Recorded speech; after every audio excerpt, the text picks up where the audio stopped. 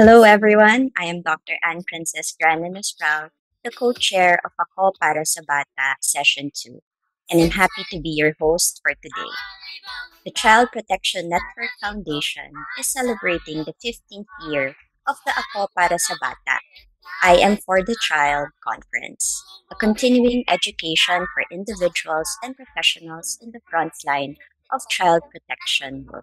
Welcome again to Session 2 of Ako Para sa Bata 2023. Puna ng puwang ng lusog isip ng batang Pinoy, addressing the gaps in the mental health of the Filipino child. Our first resource person is the founding president of Advancing Wellness, Instruction, and Talents, an organization that she and her husband established for developing advocacy materials on mental health. Currently, she is an adjunct faculty of the Ateneo School of Medicine and Public Health, where she also leads the Mental Health Science Flagship Program of its Center for Research and Innovation. A Philippine Psychiatric Association Fellow, she is actively involved in different mental health initiatives for government and civil society organizations in various capacities in the areas of training, research, policy, and legislation. To discuss gaps and issues, let us all give a warm welcome to Dr. Dina Palmeran Aking Nadera.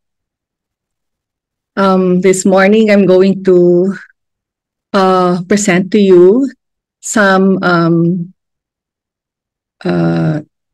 of my thoughts in addressing challenges to children's mental health at the community setting. So this morning, I'm going to share some of the challenges that I have encountered in providing service for children's mental health care in the community and discuss some strategies to address gaps in children's mental health care.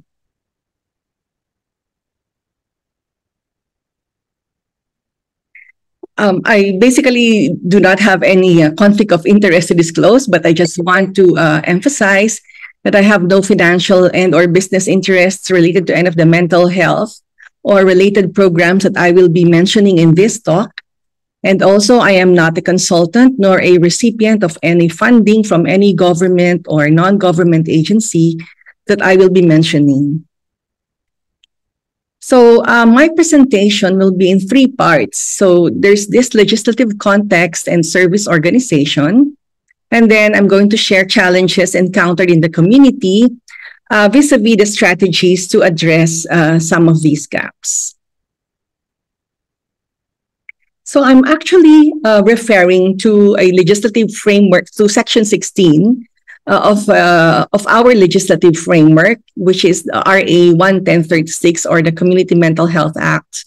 And Section 16 is about mental health services at the community level that is by law characterized as having a responsive primary mental health care service that is to be integrated as part of a basic health service.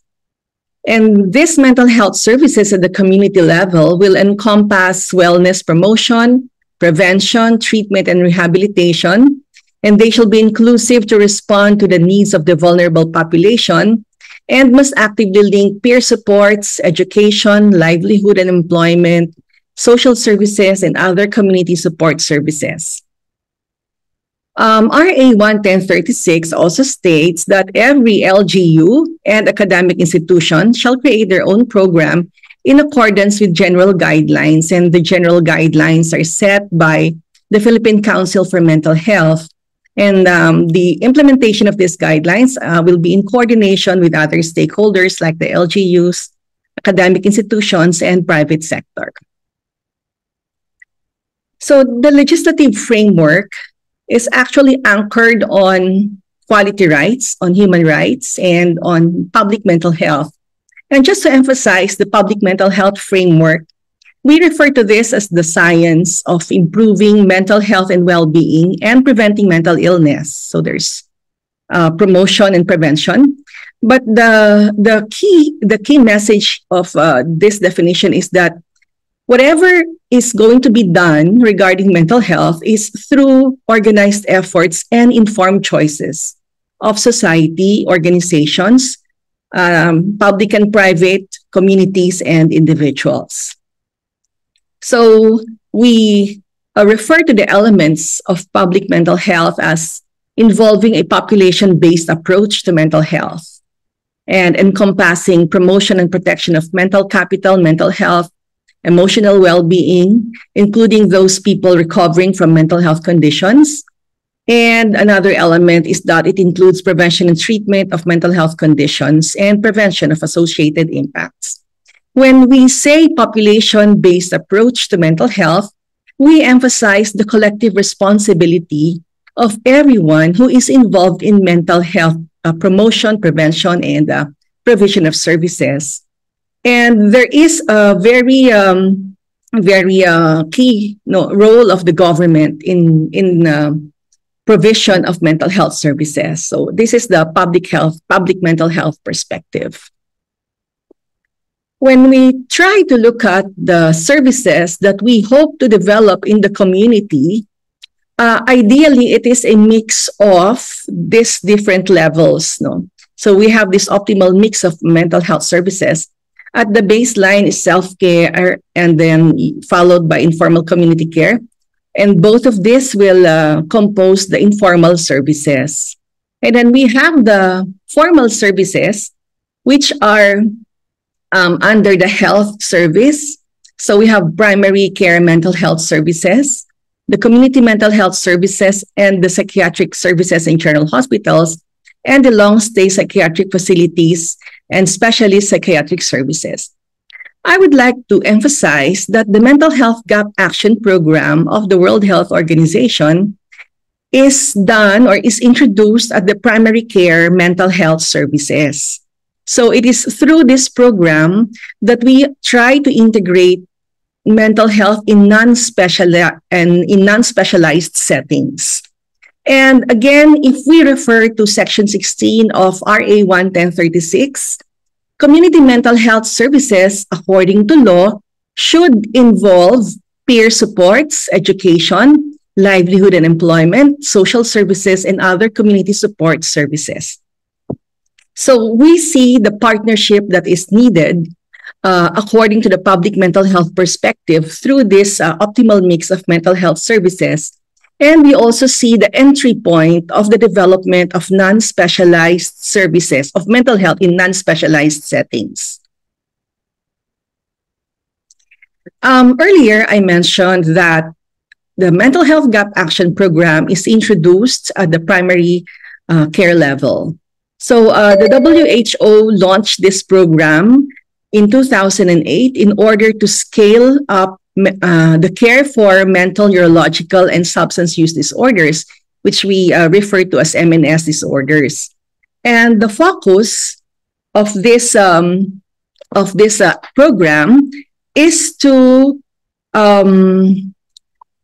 increase non-specialist care, including primary care, in order to address the unmet needs of people with MNS disorders.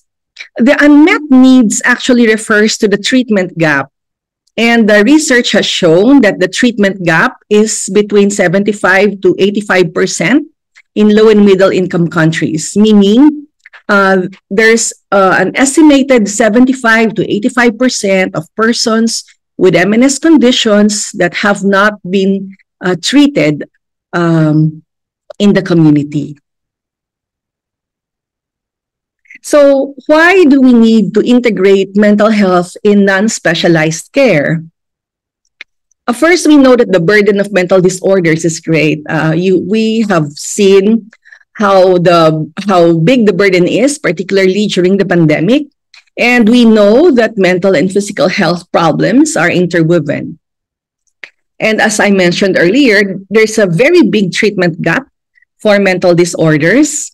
And in order to enhance access to mental health care, we need to make services available where the people are. So that's the primary care setting. mental health is a universal human right. Actually, that is the theme for this year's World Mental Health Day. And the promotion of mental health and making mental health services available actually promotes also the respect for human rights. And being available at the primary care level, it is affordable and cost effective. And because it is integrated in the entire health system, it will generate good health outcomes. The UNICEF did a study on the mapping of services for adolescent mental health. So these are psychosocial support interventions.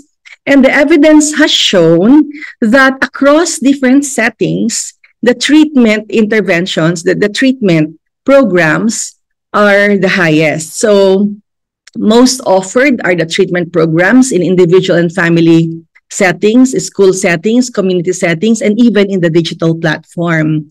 Following this would be promotion, mental health promotion, and we see that there's less of the mental health prevention, mental illness prevention initiatives.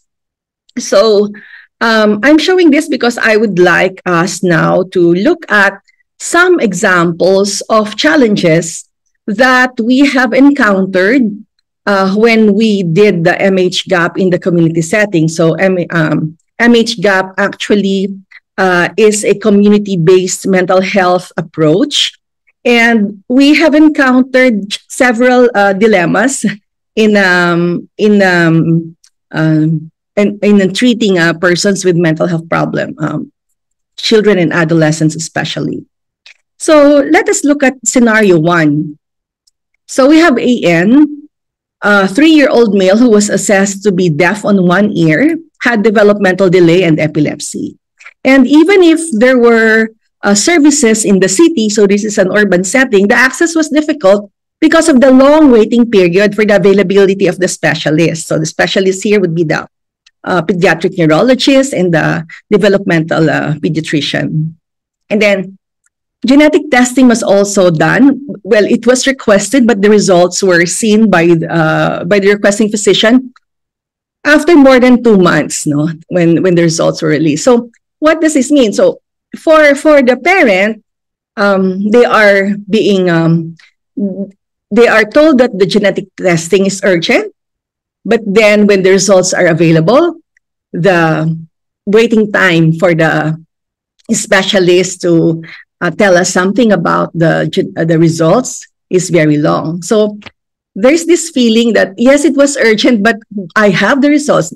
I mean, is the treatment no longer urgent? So these are some of the things that, that would make a parent become very concerned and frustrated, considering that the setting is already in an urban setting. So we have another scenario here. So PP, 12 years old male, was identified to have symptoms of autism. So the identification was because the primary healthcare providers who were trained on MHGAP did active case finding, because they had to fill out a report on how many children would need services in order to prepare for a program for the medications even. So there were no child mental health specialists available in the region to refer the child who had bouts of distractiveness. And this child was basically kept at home and not sent to school. So the frustration of the health worker is that they provide psychoeducation to the family, how they are going to treat the child. But there's this sense of frustration because they do not know any intervention to give the child. The MHGAP training is actually divided into 2 parts. No? So first you have the psychosis, suicide, epilepsy, and depression. And then for the second part, that is where you have child mental health and child mental and behavioral health problems. But then, even when you are talking about psychosis, you necessarily talk about children. When you talk about depression, you necessarily talk about children also. So, putting the child mental and behavioral health problems, I mean, at the second leg of the training, does not seem to be logical for the healthcare providers because they need assistance already. They need urgent assistance for children with mental health problems. So in this scenario, there was no available specialist support. So for the third scenario, we have JV, a 16-year-old female who had to study at home during the pandemic, and she experienced poor sleep, on and off multiple body pains, and difficulty of breathing. JV experienced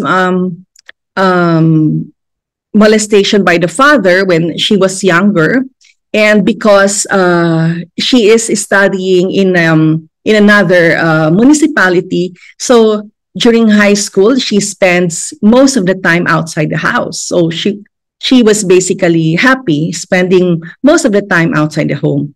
So the family was not aware of the local child protection services. So the fear of JV is the recurrence of the incest. And when the case was being discussed, the primary healthcare providers have never heard of the local council for the protection of children, or are not aware of local child protection services. They were not aware of how to report this in regional hospitals where there would be women and children's protection unit, nor were they also aware of the women's desk in the local police station. And another difficulty that we encountered, or challenge that we encountered, is regarding a 17-year-old student graduating from senior high school. So when she consulted at the health center, there were symptoms of anxiety. But these symptoms are on and off, occurring very frequently in the past 2 weeks. She reported dizziness, nausea, oversleeping, feeling tired easily. And later on, she found out that she was pregnant, and she was not even aware of it. So when we talked to the patient, she had basically no literacy regarding reproductive health at 17. So we are also we are surprised that they are not aware of safe sex. They are not they're not educated on reproductive health. And then we have a BI, a 15-year-old female, who reported to have died by hanging a week after her parents prohibited her from seeing her boyfriend, who was 5 years her senior. So prior to the suicide incident, she frequently went home late in the evening and often cut classes. And it was later found out that some of her friends were self-harming. And this alarmed the school administration. This is in the rural setting, so there was no guidance counselor in the school, but there were licensed psychologists who were teaching at the state university nearby, but they were not active in clinical practice. So they felt that they had very poor resources in terms of addressing issues on suicide. So what do we make out of this experience? So we have issues on access, even if we are already integrating mental health in primary care, and even if the services are available, access is still a problem because of the dearth of service providers, and then we have problems with the lack of awareness of community resources that will help address the gaps in the child mental health problems. There is low mental health literacy, and probably this is not just among students, but maybe the educational system also lacks the proper curriculum in order to increase health literacy in general and mental health literacy in particular. And lastly, there are resources that are not maximized or not tapped. So the potential help, no, the potential of these resources, like the state universities, are not tapped in many places, and this is actually a very good area, no, of collaboration. Looking at the MHGAP module of looking at the child and adolescent mental and behavioral disorders module of MHGAP, we see that assessment, management, and follow-up are the key skills. But when you look at assessment, all of these are non-pharmacologic or psychosocial interventions. While we believe that these are very good interventions, these are ideal at the community setting, we are starting to feel the dire need for more training in the provision of psychosocial interventions. Our medical education, our health education, no, health-related courses do not provide us with a lot of opportunity to learn the provision of non-pharmacologic interventions.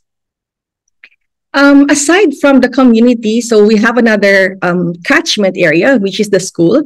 I just would like to share that in one public high school, there's a program and a project and an activity on mental health. So if the program is on mental health promotion, the project was on curriculum integration in the values education. That's what they thought would help, no, in the promotion of mental health.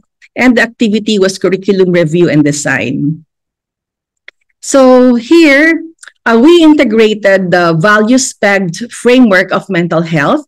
And according to RA 11036, we looked at the elements of the definition of mental health and selected virtues according to these elements. So the curriculum actually included many of the virtues that were mentioned earlier in that framework. And just to share with you, public K-12 school, so they don't have any mental health program in particular, but they have different activities. And because they need to institutionalize a referral for students in need of mental health services, they explored meetings and had a memorandum of agreement with a training program of a hospital. So the result was a referral network. So when a teacher identifies a student with mental health needs, the student is seen by the guidance counselor who performs the initial assessment and, as needed, referred to a mental health specialist.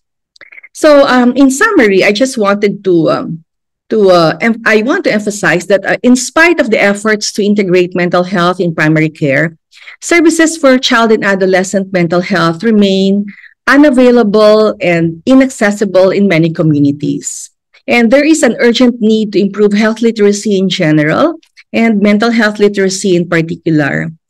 For the delivery of psychosocial or non-pharmacological interventions, reorientation and capacity building is needed.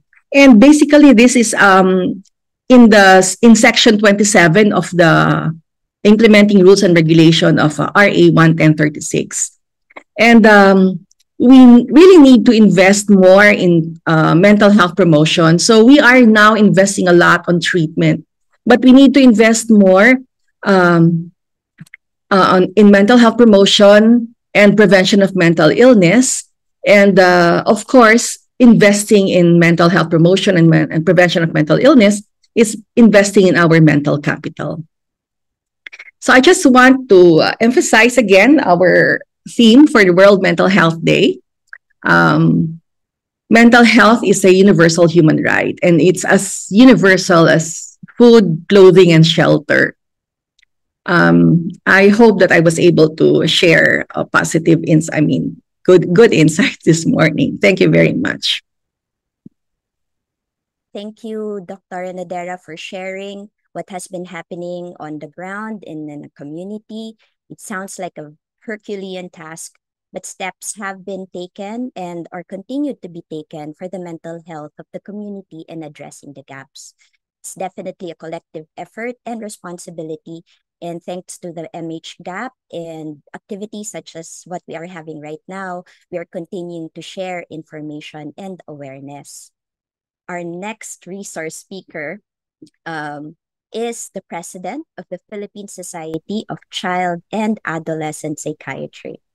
So she's the section head of the Child Psychiatry St. Luke's Medical Center, Global City, and the training officer, section of Child Psychiatry of the Medical City. She's also a co-leader of the Special Interest Group of the World Psychiatry Association, Psychotherapy for Youth from 2019 to present. She has been awarded the Best Mentor Awardee from the Medical City in 2020 and the Leadership Award from the UERM Alumni Association in 1999. To discuss gaps and issues, let us all give a warm welcome to Dr. Vanessa Kathleen B. Kainhog. Dr. Thank you very much, Dr. Nespral, for that introduction. Okay. Today, I am tasked to talk about the gaps in mental health in young Filipinos. This is related to the topic of the previous speaker, Dr. Dina Nadera. Now, I also have no disclosures, and I will be talking more about the activities and projects of the Philippine Society for Child and Adolescent Psychiatry. Okay, now let me divide my talk to pre-pandemic, during the pandemic, and post-pandemic. So pre-pandemic, as a child psychiatrist, we have already been feeling the intense rise in the incidence of mental health problems in children and adolescents. Every year, the number of patients coming to our clinics was increasing. So prior to COVID-19, these are statistics from that time. At least 6 individuals committed suicide every day from 2012 to 2016, and 2,413 suicide cases were recorded during that time. And this does not include the suicide cases which are not reported, and I think that is even more. And 237 of these suicide cases are among children between age 10 and 14. Now, 78% of global suicides occur in low and middle income countries such as the Philippines. So this again shows that the most common mental health problem are depressive disorders affecting 3.3 million Filipinos, anxiety disorders affecting 3.1 million Filipinos, and again, the suicide cases were 2,558. Remember, these are pre-pandemic data. And the Philippines suicide rate is still among the lowest in Southeast Asia, comparing to Myanmar, which had the highest rate of suicide. So prior to COVID-19, the population of the Philippines was 107 million. Okay. This is equivalent to 1.4% of the total world population. And the Philippines ranks 13th in the list of countries by population. The density of the population of the Philippines is 363 per square kilometers, and the median age range in the Philippines is 24.3. That falls under young adults. Okay, now this slide just shows us that among the 107 million Filipinos, 52.55% belong to age levels below 24 years old. So that means more than 50% of our population are adolescents and young children. So can you imagine 52.55% of 107 million? That is more than 50 million Filipinos. Okay. Now, in the Philippines, currently, the child with mental health problem will first approach their friends or their teachers, guidance counselors, psychologists before they will approach their parents and family. Because, of course, there is anxiety in telling their mom or dad that they are having these mental health symptoms like depression and suicidal thoughts. Because there is really a big difference between the generation of the parents and the generation of young people right now. Then when the child uh, divulges to his parents that he has a mental health problem, that is the time that the child is brought to a doctor, usually a pediatrician or a developmental or adolescent pediatrician. And this is all prior to the referral to a child psychiatrist. Although we know that many of our parents now are aware that they can bring their children with mental health problems directly to a child psychiatrist. Now, this is the big gap that we in the Philippine Society for Child and Adolescent Psychiatry is experiencing. Among these more than 50 million young people, there are only 600 plus general psychiatrists who are serving them. And among the 600 plus general psychiatrists now in 2023, only 87 are child psychiatrists. So can you imagine the amount of workload or the number of patients that each child psychiatrist has to manage and deal with? I think this is the biggest gap, okay, in the mental health problem.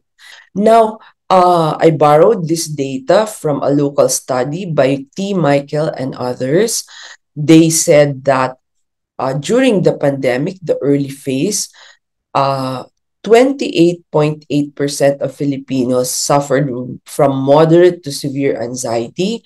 16.9% had moderate to severe depression, and 16.3% were saying that the mental impact of the COVID-19 crisis was moderate to severe, and 13.4% had moderate to severe stress. Now, these are huge numbers, okay? So the COVID-19 pandemic really caused a lot of stress to Filipinos, not just in our country, but all over the world. And right now that the COVID-19 is over, the mental health problems is still continuing to affect us. Now, the study also shows that there is greater psychological impact and higher levels of stress and anxiety among the following: female gender, adolescents, single status, students, presence of physical symptoms, the quarantine, because our country had one of the most strict quarantines among the world. Prolonged stay at home, especially in children less than 18 because they weren't allowed to go out of the house. Poor health status, too much unnecessary worry, concern about family members' feeling of being discriminated, and not to mention when a family member got afflicted with COVID-19 or when a family member died of COVID-19. Okay, next. Now, this data I borrowed from the National Center for Mental Health. They have established a crisis hotline even prior to the pandemic, and this is how their flyer looks like. Another flyer of the National Center for Mental Health Crisis Hotline. Now, this data is pre-pandemic. It started from May 2019 to February 2020, right before the lockdown was imposed.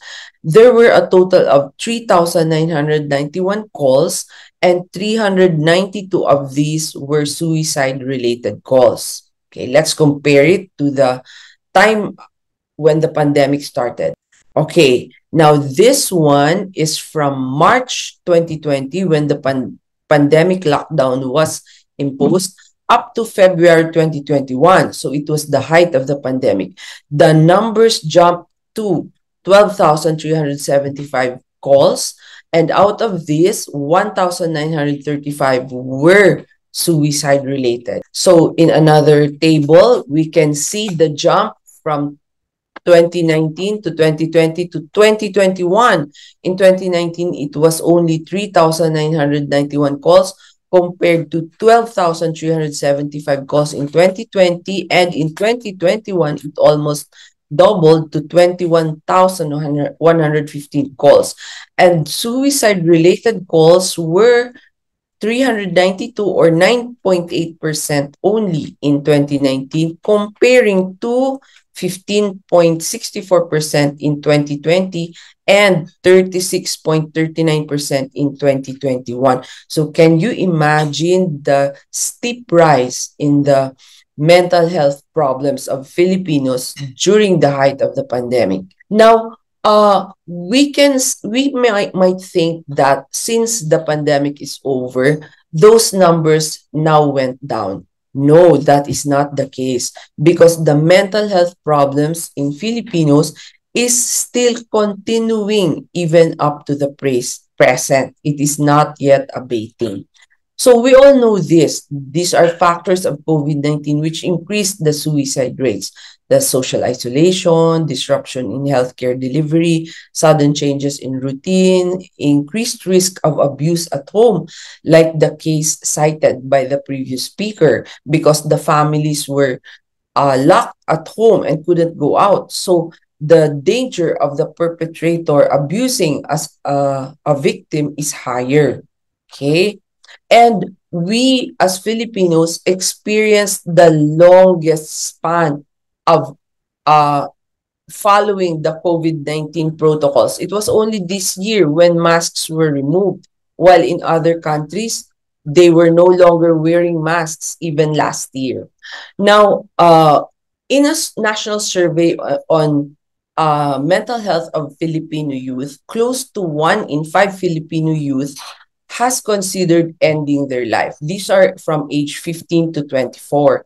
And the percentage of youth who often felt depressive symptoms substantially increased from 2013 to 2021.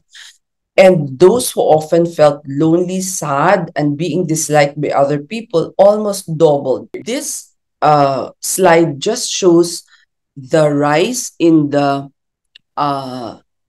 symptoms of depression between 2013 and 2021. The blue bar is in 2013 and the red bar is in 2021. So these are symptoms of depression like poor appetite, feeling of depression, feeling of loneliness. So we can see that all symptoms had a steep rise in 2021. And this figure again shows the rise in people who had suicidal thoughts between 2002, 2013, and 2021. In both sexes, there was a rise. Now, in 2013, more than 574% or 3% of Filipino youth attempted suicide. In 2021, this percent rose to 7.5%, equivalent to about 1.5 million youth. Unfortunately, 6 in 10 of those who had suicidal thought did not reach out to anyone about it. And the few who did consult sought help from most commonly close friends. Next are parents or guardians, and 5% are other relatives. Only 1 in 10 young adults is aware of any suicide prevention program or service, whether in the government or private sector. Okay, the conclusion of this study are the following. These alarming findings indicate that today's youth have poor mental well-being than in the last decades.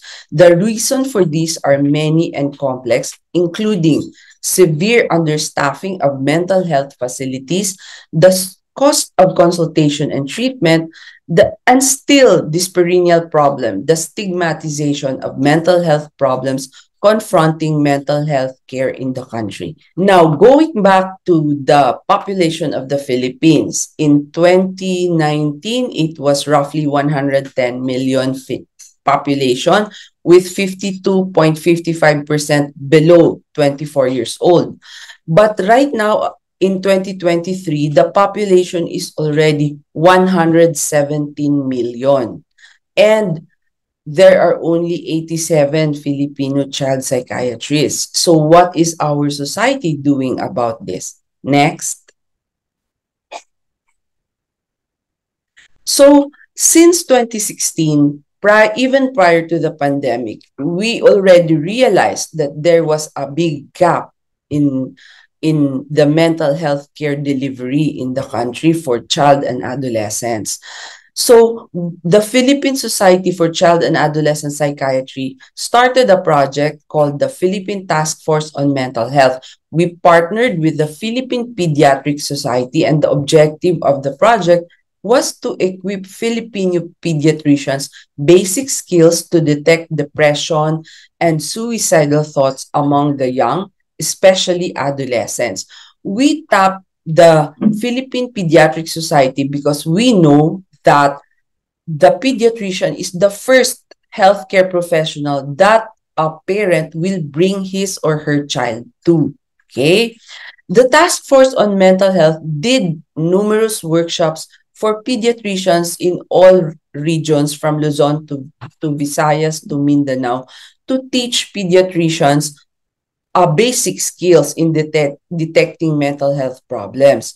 Now, the task force later evolved to educating and holding workshops to schools, guidance counselors, and psychologists at present. Now, this is a simple algorithm. Next, please continue. Okay, this is previous slide. This is a simple algorithm which we teach pediatricians to do in order to detect a mental health problem or suicidal thought or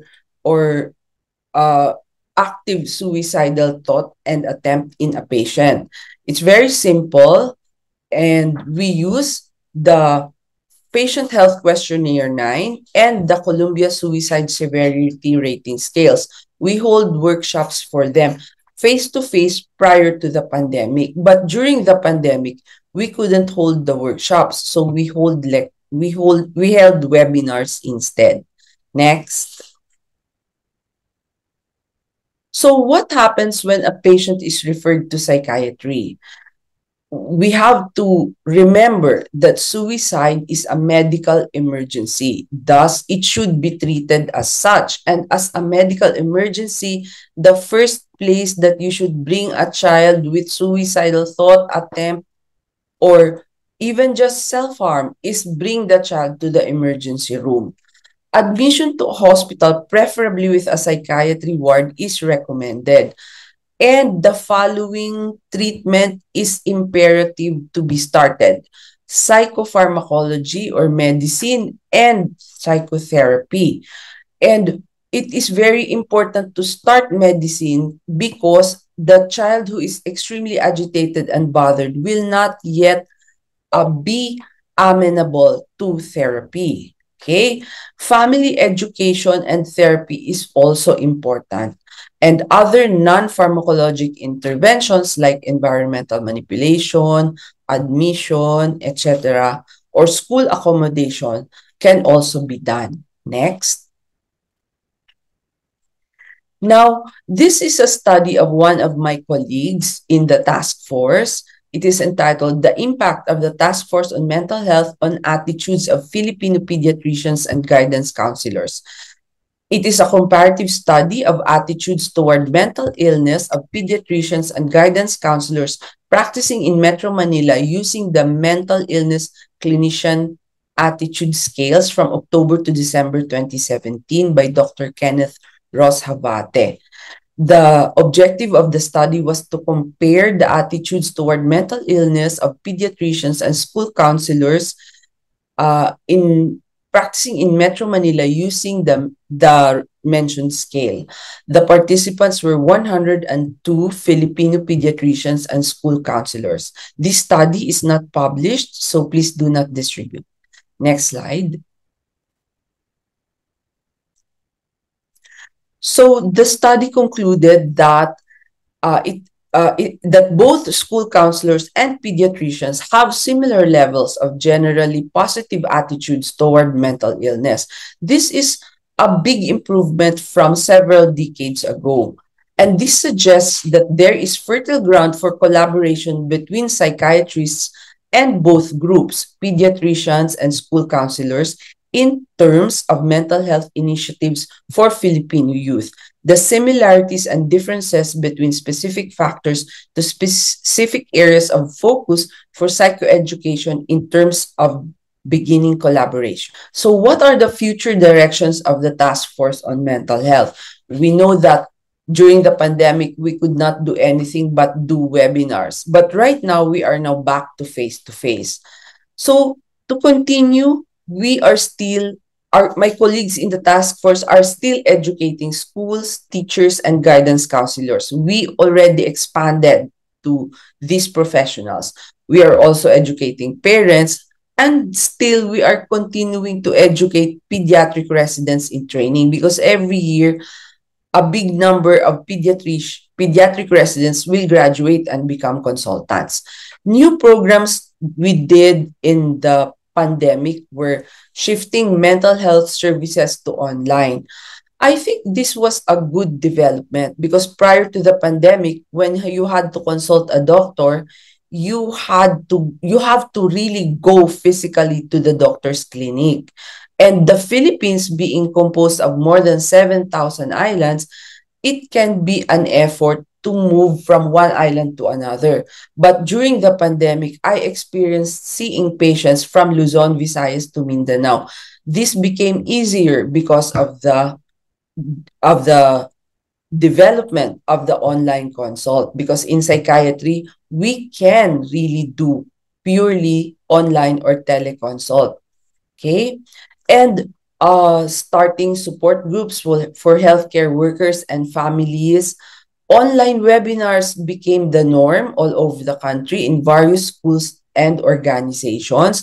And our society, the Philippine Society for Child and Adolescent Psychiatry, opted to do a monthly webinar with topics on various mental health issues every month from 2020 to 2022.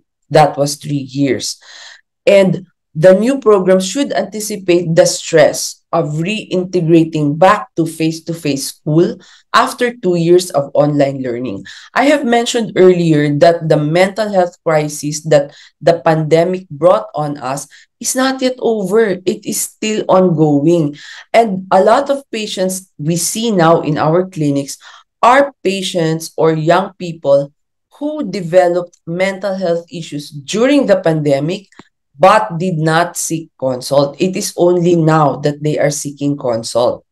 Or some young people developed the mental health problem because of the problems of adjusting again to face-to-face class.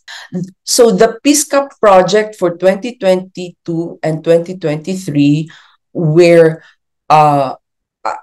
during my term, was to equip the 600 plus adult psychiatrists with more skills and knowledge to make them more confident to manage adolescent patients, especially in regions where there are no child psychiatrists, because adult psychiatrists are really more in number. So why not get their help, diba? Since they have at least 3 months of training in child psychiatry.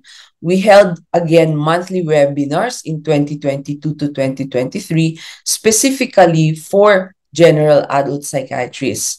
And we are also encouraging training institutions to put up more fellowship trainings in child psychiatry so that we will increase our tribe. Other strategies to address the mental health gap have been discussed extensively by the previous speaker, Dr. Nadera. The training of the mental health MHOs, training of public health nurses using the MHGAP framework, and training of the barangay health workers. These are government projects. And use of technology like online consults, because young people are very savvy in using gadgets and the internet. So it is really easy to do online consult.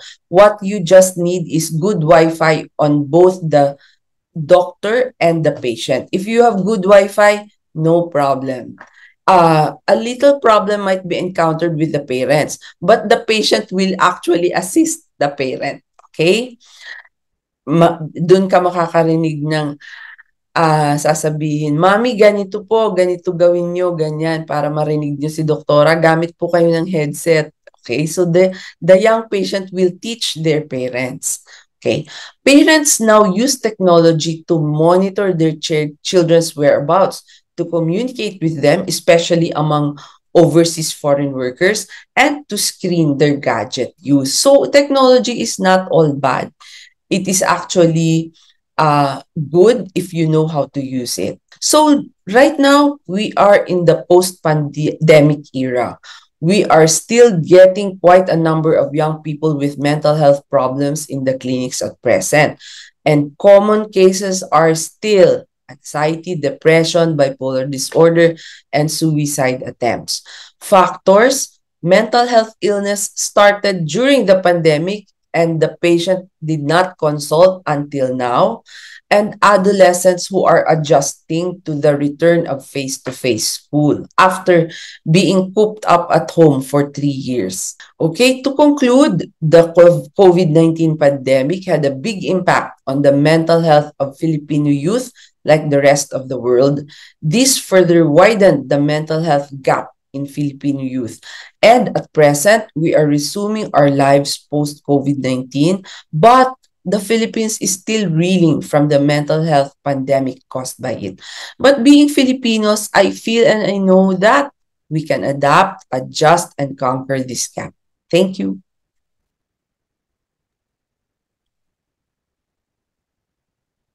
Thank you for that, Dr. Kainbog. Mental health definitely was present. Mental health concerns was definitely present before the pandemic, more so after the pandemic, as Dr. said.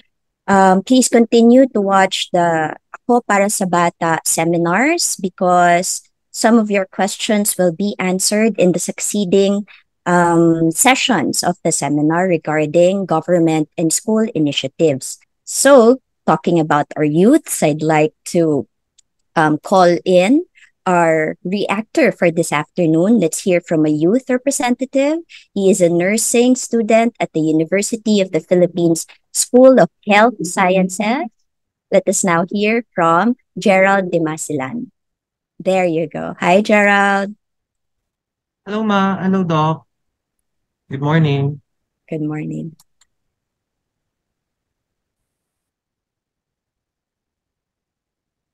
I was actually tasked to give para siyang reaction on the programs in our region. By the way, I'm Gerald Demasilan. I'm also a registered midwife and currently a nursing student at the UP School of Health Sciences.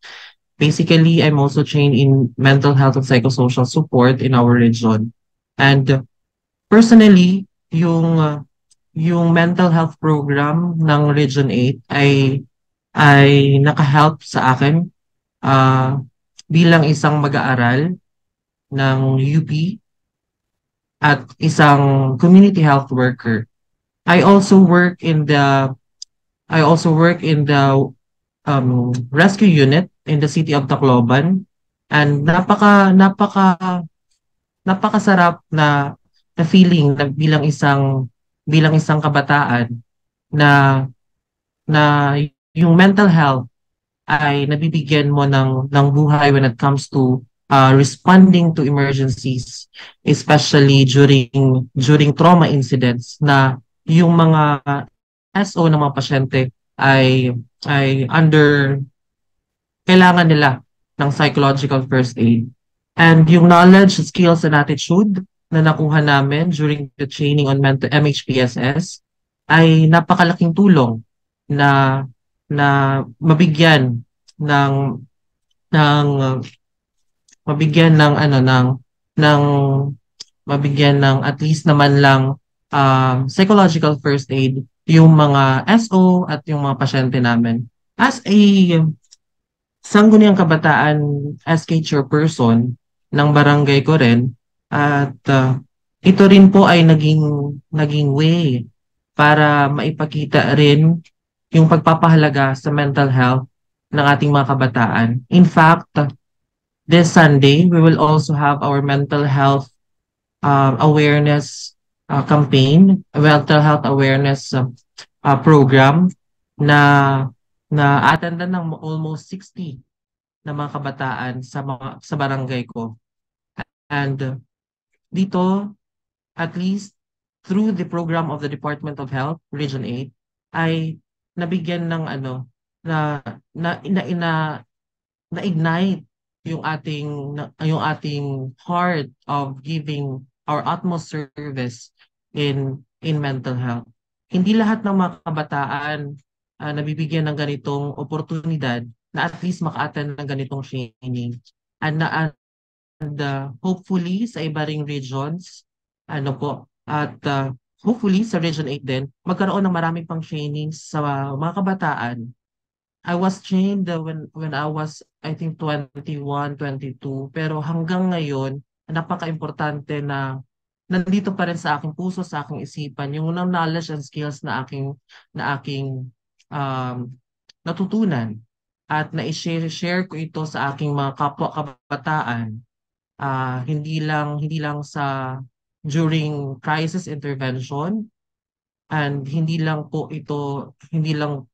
dahil sa during merong calamity or merong emergency, pero pati na rin po yung pag-cope sa mga issues and concerns, kasi part naman po ng mental health and psychosocial yung maka-acquire ka ng knowledge on how to cope with certain situations and problems.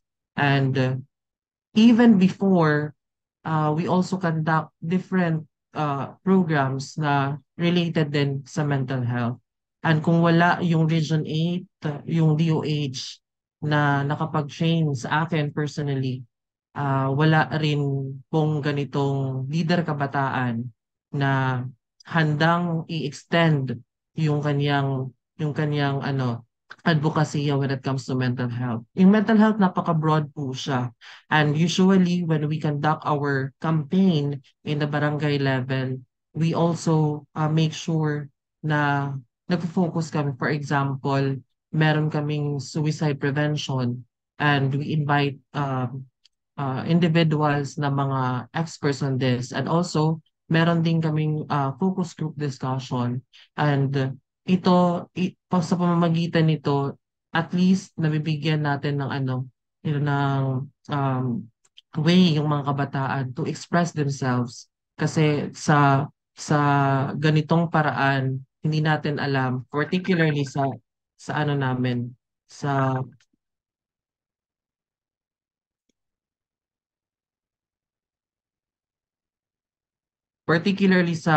barangay namin.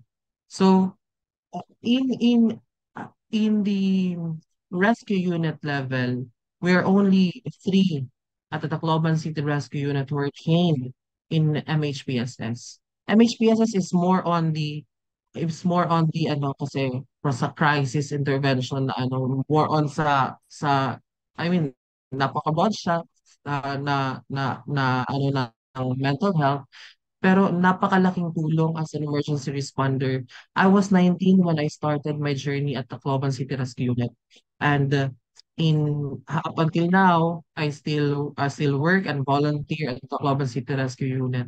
Yung knowledge and skills na binigay sa amin, napaka-importante to help people, especially na meron din kayong mga pasyenteng nagsusuicide, at meron din kayong mga pasyenteng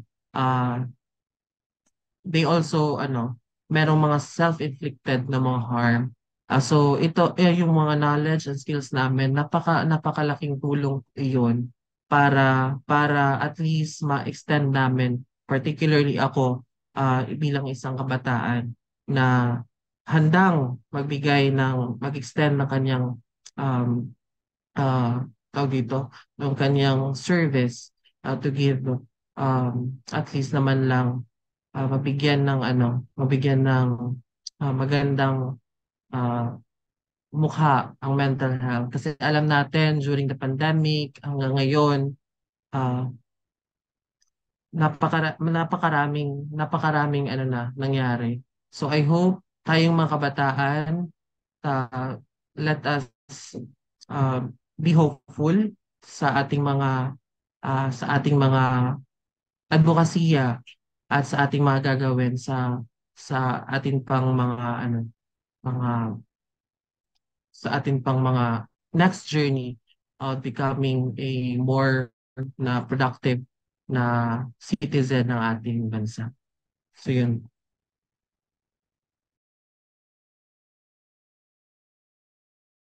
Thank you for that, Gerald.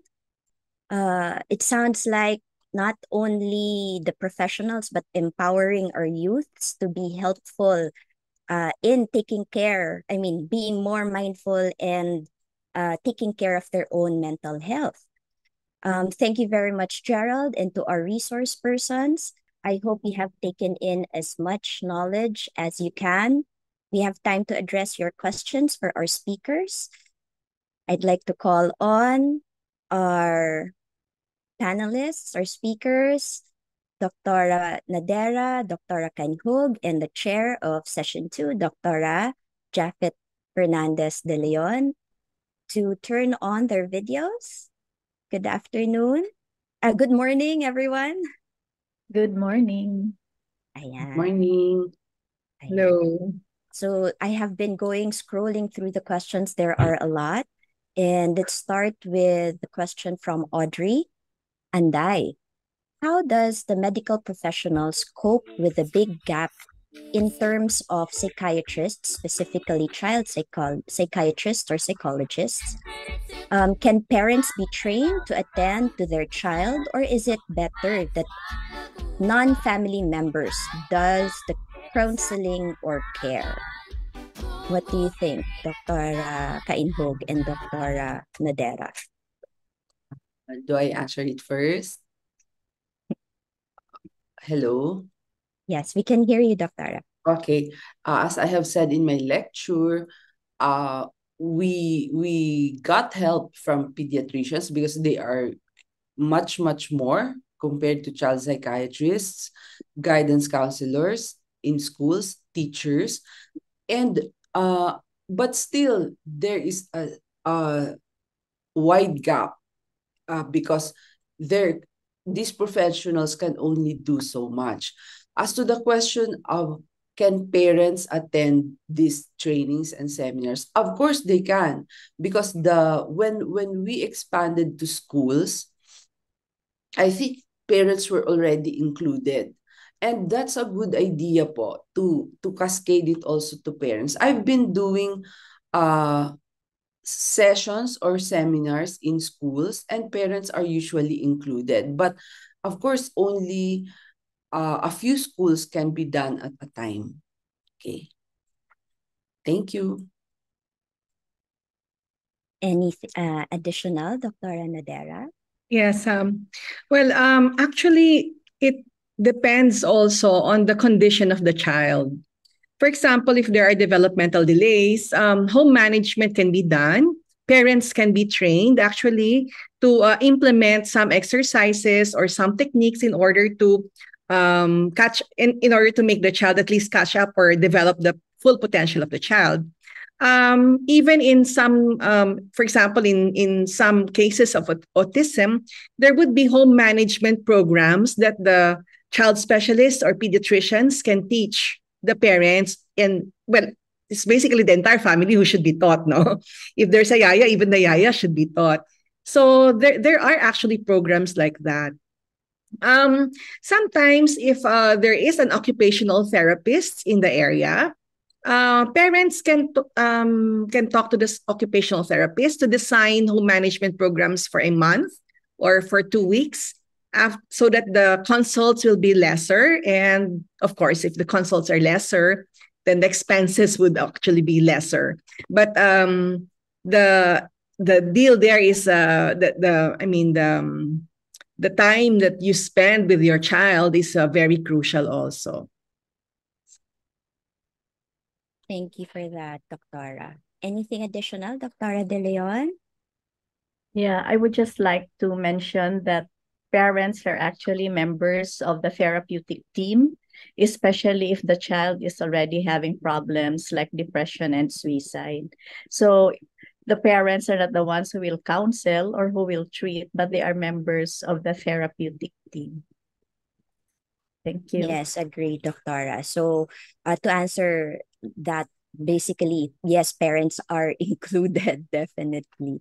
For another question from Marianne Noemi Poca, how soon after trauma, such as sexual abuse, can psychological first aid be given to a victim?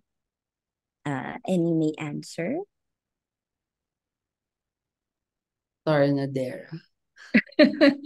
Well, if it's psychological first aid, as the name implies, psychological first aid, so immediately after. But of course, you have to identify first, you have to check first if the child who has been abused needs medical attention. So that's always the first. So we look for a child with special needs, specific needs, no, particularly medical needs. And then we have to address that first. So psychological first aid is immediate, no, being a first aid. And it does not mean, however, that if you don't see any problem right after the trauma, there is no problem. Sometimes the problems will manifest, weeks, days, or even years after a certain trauma, no, sexual abuse or neglect, whatever form of abuse. But definitely, it's as soon as you see some manifestations that the child needs help, then immediately you have to provide help. And Dr. Vanessa actually mentioned, no, the signs, the telltale signs of a child having problems.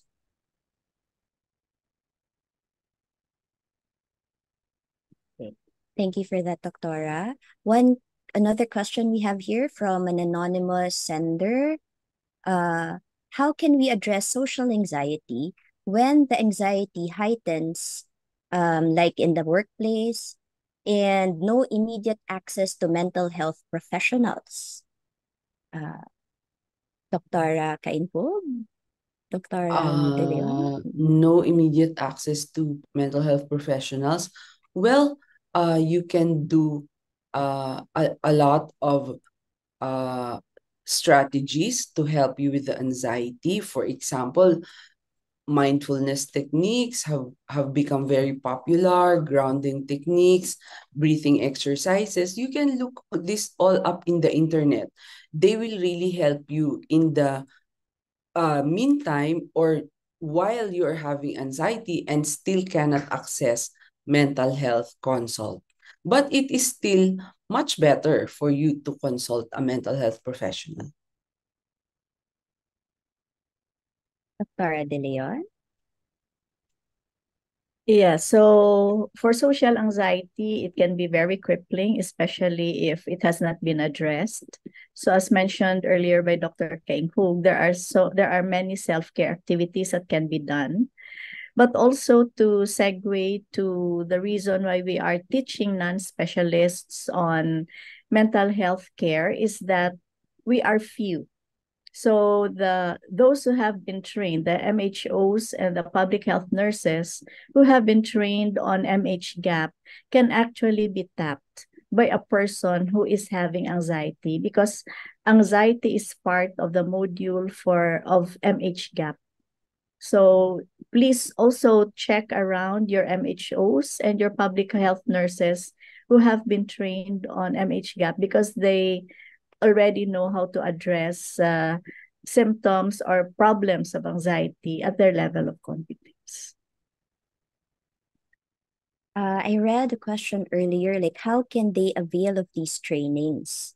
like the MH Gap or the other available trainings or psychoeducation uh, for the private sector, if ever, or the government? Is it directly Dr. Nadera straight na the training for MH Gap? Actually, MH Gap is just one of the strategies to integrate mental health in primary care. So the Department of Health has many programs on mental health that attempt to integrate mental health in primary care. But the standard right now, the standard training right now is the Mental Health Gap Action Program. And the Department of Health actually rolls out the training through the regional DOH offices, the Centers for Health Development. So the first recipients of this training would be government healthcare workers, those in primary care and maybe in infirmaries and level 1 and 2 hospitals. For private practitioners, they can actually organize themselves also and request for training. No, if they are not specialists like GPs, family physicians, they can actually come together and organize a training for themselves. Now, aside from MH Gap, the other training that is being rolled out is the mental health and psychosocial support, the MHPSS, the one that was mentioned earlier by our youth reactor. So this is trying to address mental health issues in emergencies. And then there are also digital, there are also apps, no, like the Lusog Isip app. That was a project. That's a project of the Department of Health. So if you check the app, there are self-help tips there. And basically, it's kind of, you're training yourself also on coping, on improving your quality of life, on assessing if your mood, no, assessing your anxiety or your depression. So there are many ways. And then the WHO also has stress management handbooks that are very easy to understand. So maybe the PSCAP can help us disseminate also by sharing the links, no? Of this materials. Okay po. For in addition to what Dr. Nadera said, if you have a child who's in school or part of a school community, you can urge the school of your children, or you can suggest or recommend to hold mental health sessions and let the schools write us or approach us, and then we are very willing to do that. But we cannot do it one-to-one. It has to be a group, like a school or a community. And I know po that various training institutions all over the Philippines hold postgraduate courses on mental health every year, from Luzon, Visayas to Mindanao. So check your Facebook pages. Baka may mag-hold. You can attend this. These are open to the lay people. In the next few weeks, magkakaroon po sa Southern Tagalog ng postgraduate on mental health. Okay. Thank you for that, Dr. Nadera and Dr. Kainhug.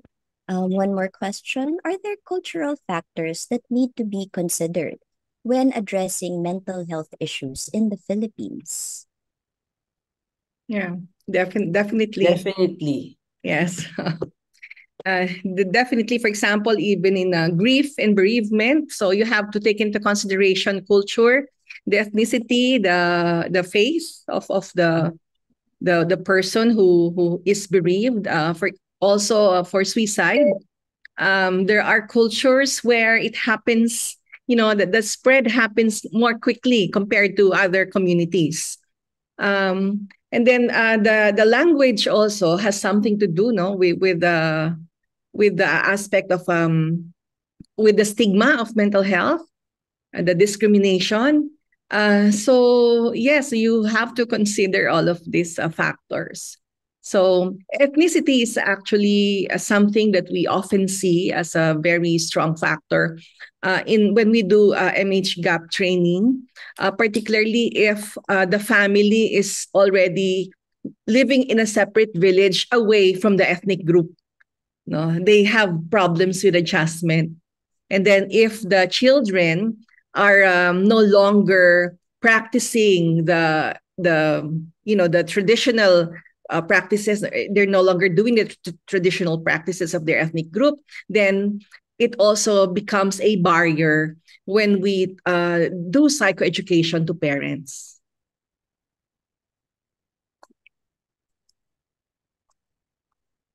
Okay. Thank you for that, Dr. Nadera.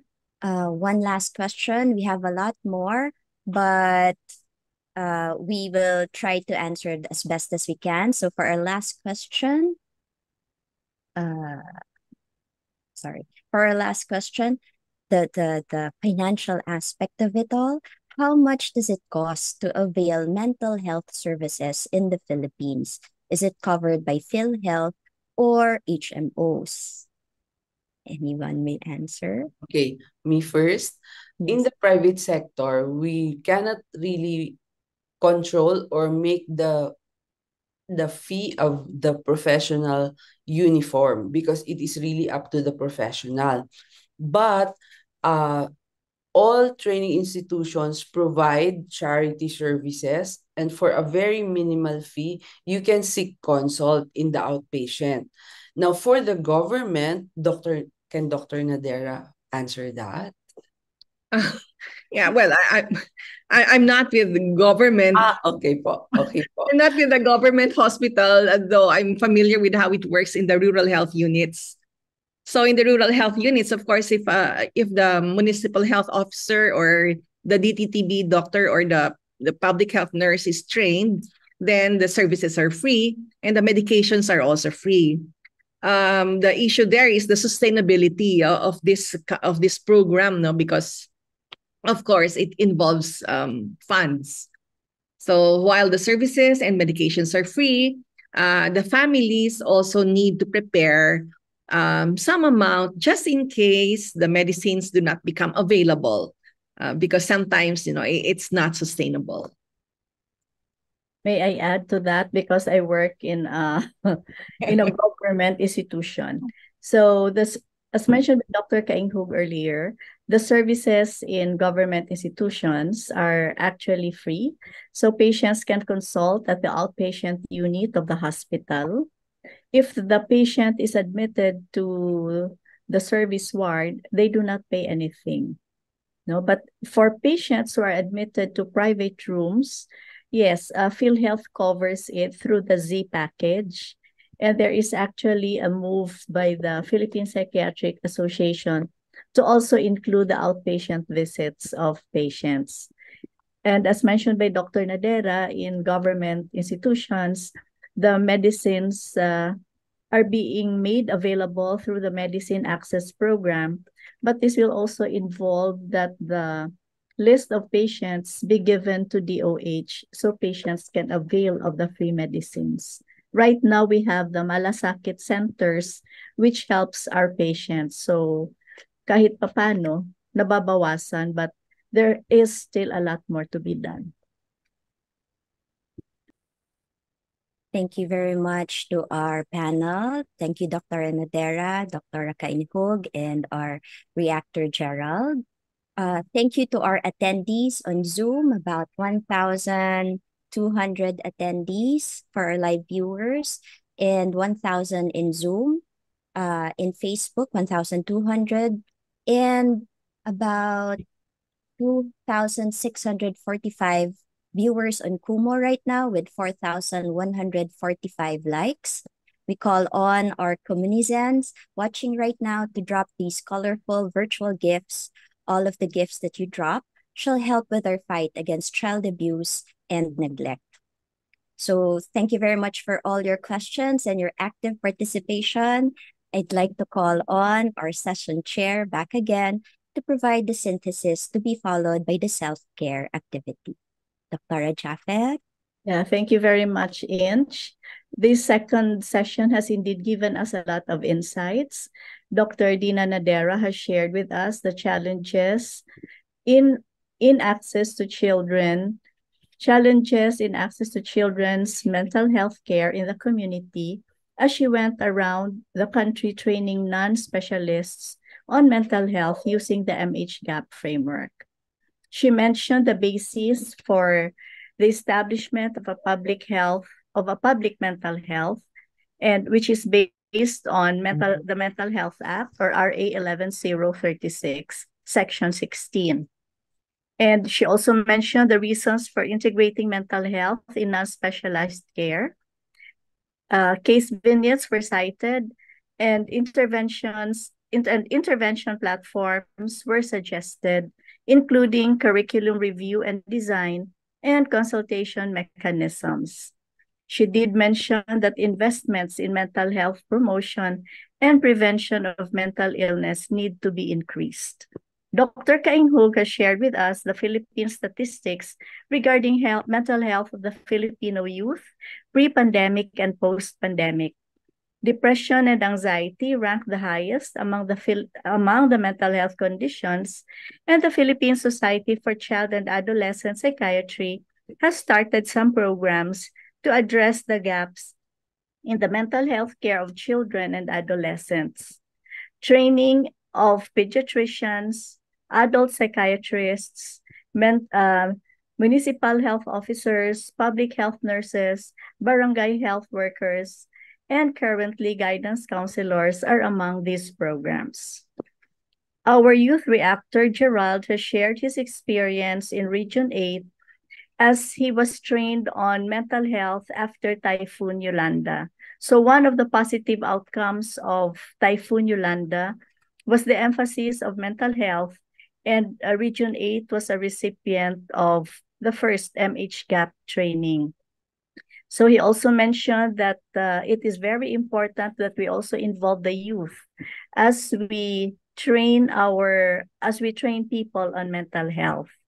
So it is very important that collaboration and cooperation is made to make mental health part of primary care so that it certainly becomes everybody's business. After all, as WHO has mentioned, there is no health without mental health. So as we do this, let us now segue on how we can take care of ourselves. Last week, a mindfulness exercise was shared with us. This morning, we will do mindful breathing exercise. Our breath actually connects our mind and our body, and it is very important as we handle anxiety. So as you sit in your areas, please find a comfortable position as you sit down. And then if it's okay with you, you can start closing your eyes as we go through the breathing in and breathing out exercise. Please follow me as we count our breaths and focus on the breath as we sit down in our comfortable chairs. So please inhale, giving you the count of 4. So I will guide you through this exercise. So inhale 2, 3, 4. Exhale 2, 3, 4, 5. Focus on your position on your chair as you inhale 2, 3, 4. Exhale 2, 3, 4, 5. Now focus on your thoughts as you inhale 2, 3, 4. Exhale 2, 3, 4, 5. Now focus on the feelings that you have at this present moment as you inhale 2, 3, 4. Exhale 2, 3, 4, 5. Now focus on whether you are feeling relaxed as you inhale 2, 3, 4. And as you exhale 2, 3, 4, 5. Now be aware where you are at the present moment as we inhale 2, 3, 4. Exhale 2, 3, 4, 5. Now feel your presence inside the room as you start opening your eyes and saying, ah. Okay, thank you very much. So if you are feeling very anxious, make the exhalation as slowly as you can. Not only up to the count of 5, but you can count up to 7. Thank you so much, and back to you, Hinch. Whew. Thank you for that, Dr. Japheth. I hope you guys were able to clear your heads and have a better disposition with Dr. Japheth's very soothing voice and through the breathing exercises. Muli, ako si Dr. Inch Nespral. Ako, tayo, para sa bata.